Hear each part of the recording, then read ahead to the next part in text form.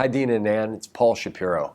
Looking forward to seeing you face to face soon. And instead of sending you a document or a deck about the International Center, I thought it might be nice to introduce our work and impact over the last 20 years with this short video.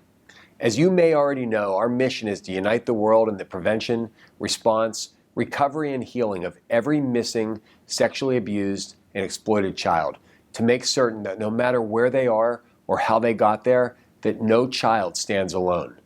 No child stands alone is what drives us, because right now, there are millions of children that feel like they're standing alone. I learn more every day about how they're standing in places darker than our imaginations can see. And this is happening in huge numbers in every country in the world. So let me tell you what we've been building for the last 20 years. This is our strategic roadmap, and it starts with our mission. We've got 3 focus areas: missing children, sexually abused children, and exploited children. The numbers are staggering. I'm talking about millions of kids who are missing, in danger, at risk, sexually abused, trafficked, groomed, and exploited. Over 70,000 research hours have allowed us to create the most comprehensive set of standards, training material, and models. We've shaped legislation across 150 countries over the last decade and have trained nearly 20,000 child experts in law enforcement, education, and healthcare all over the world. All these people now have a plan and the tools for when a child is in danger or has been harmed. Just to give you a quick overview of our programs today, here's Kozak. Thanks, Paul. And hi, Dina and Ann. I'm Alicia Kozakevich, and yes, my nickname is Kozak. I'm the Director of Outreach and Global Impact here at the International Center. I'm a child protection expert, and fun fact, there's a dog named after me. This is Kozak, the technology-sniffing dog. He's trained to find SD cards and thumb drives, and that's where sex offenders will hide their child sexual abuse material. In law enforcement, as recently as April, we inspired India's Kerala Police to launch the country's first child sexual exploitation unit. And in just the last few months, the unit has grown from 0 to 14 to 50, to now more than 70 detectives that are arresting offenders every single day. In our focus on education, we know that in the US alone, 1 out of every 10 kids will be sexually abused by the time they're 18. In Indonesia, it's 1 out of every 2. And in India, a country of 1.4 billion people, a child is sexually abused every 15 minutes.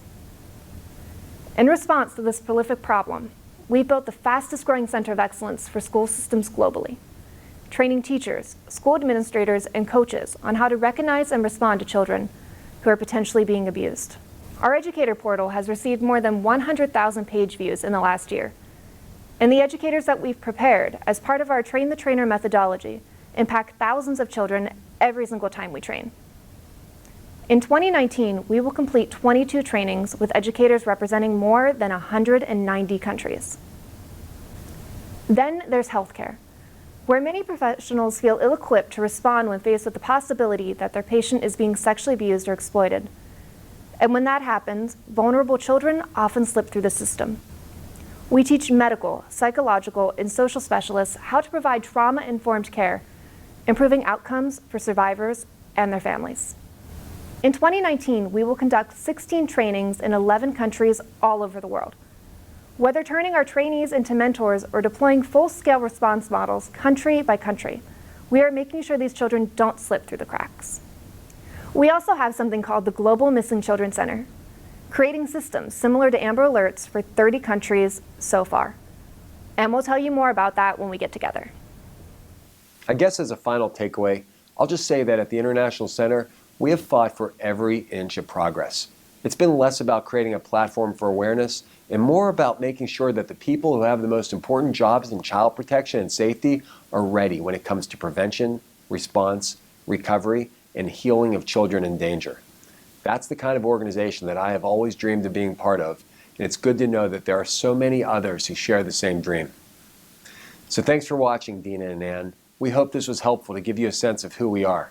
Have a great 4th of July. I look forward to seeing you in New York on the 11th and sharing our vision for the next level of child protection.